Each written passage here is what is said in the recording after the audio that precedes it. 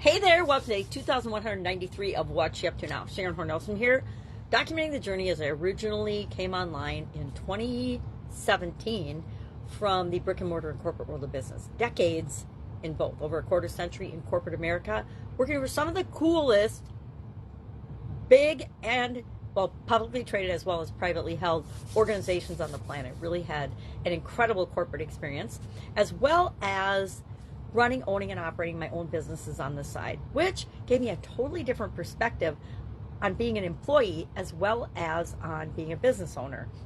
So I kind of got the best of both worlds and the stresses of both worlds simultaneously growing up in my career, I call it.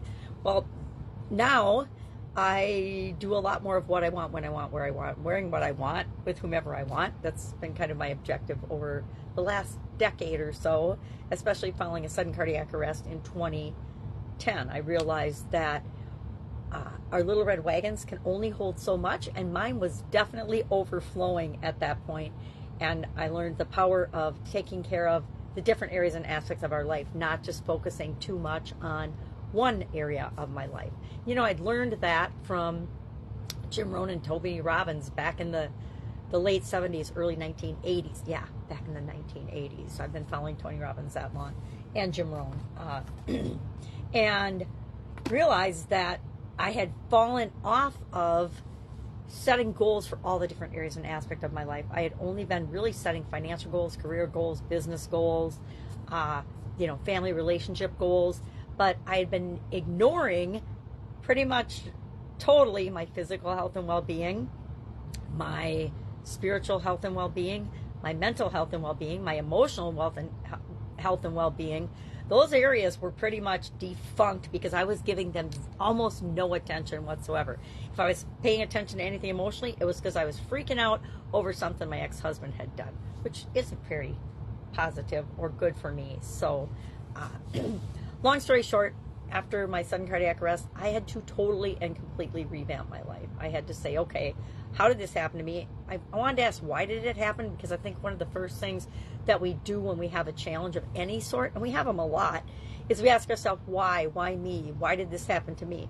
And I realized that that was the wrong question. It wasn't, why did this happen? Well, and then I got some answers. Well, heck, you haven't taken care of yourself. You haven't eaten right for over a decade. You haven't exercised for over a decade. This is why this happened to you. And your red wagon's full, and you're living in this powder keg of chaos and stress. So after realizing that, I quickly switched from why did this happen to me to what the HE double toothpicks am I going to do about it? And I started to take action to pay attention to and change and set in motion and create the life that I wanted to be living, instead of the life that I felt like I had to be living based on other people's expectations, based on my expectations of and beliefs at the time about what was expected of me as a mom and a wife and I wasn't a grandma yet. Now I'm a grandma, so I have grandma expectations, which I love.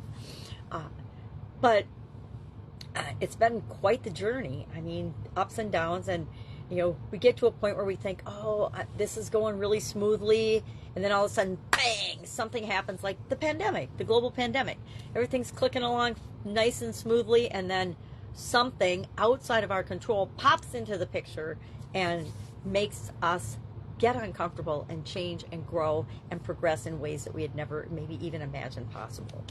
So today and every day, I create a couple of pieces of content, and that's one of the good things I think that came out of the pandemic. I was doing it before, but the pandemic really made me say, okay, I'm committed to showing up every day, even if I don't feel like it, because it keeps me progressing and moving forward. And as humans, we want to progress. We want to grow, which is the topic of this year's annual challenge.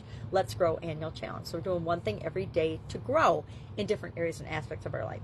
And instead of just winging it, like I did some of my early annual challenges, I actually am creating a structure and a process that we go through that helps us to create exactly what we want and continue to grow, and not just every day this year, but from now on, from this year on, you will automatically grow because you'll have set things in place that make it part of your identity, who you are and how you want to show up in the world. I don't know about you, but I want to make the world a better place. A lot of people say that, but it's up to each and every one of us to figure out, how do I do that? And I think the best way we can all do that, and the easiest way, is to be ourselves and set an example, be a good example.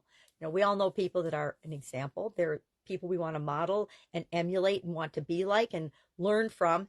And then there's those people that are the warnings that we want to avoid being like them, like the plague. We learn from both types of people, right? And guess what? Both types of people come in and out of our life based on what we need at the time. Doesn't always feel like it, but it's absolutely positively true. And hindsight, looking back on those experiences and those interactions, we're like, okay, I sure felt horrible at the time, but now I see why that actually happened to me.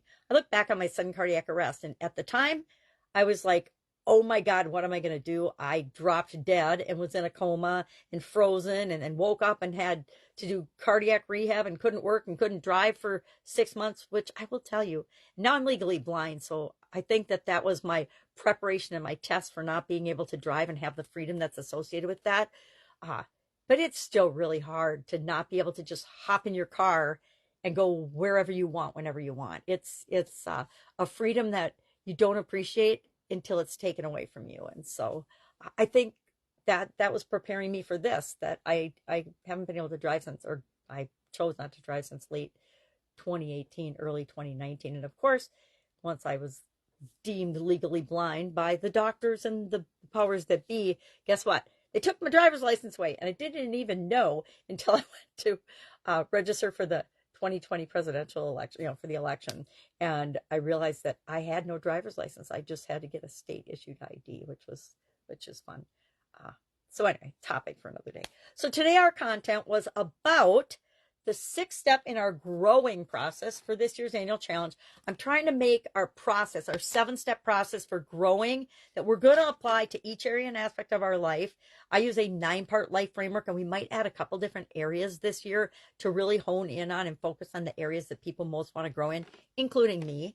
But I like to come up with, in January, we look at a bunch of different growth frameworks and growth processes, and we figure out what works for us. So we came up with a 7-step process, and I'm now taking that 7-step process and trying to fit it to growing. So that, because why? Growing instead of growth or grow is 7 letters, and we've got a 7-step process. So I like to have things that are quick and easy to remember. So today's step 6 is about resilience and adaptability, because guess what? Change is going to happen no matter what.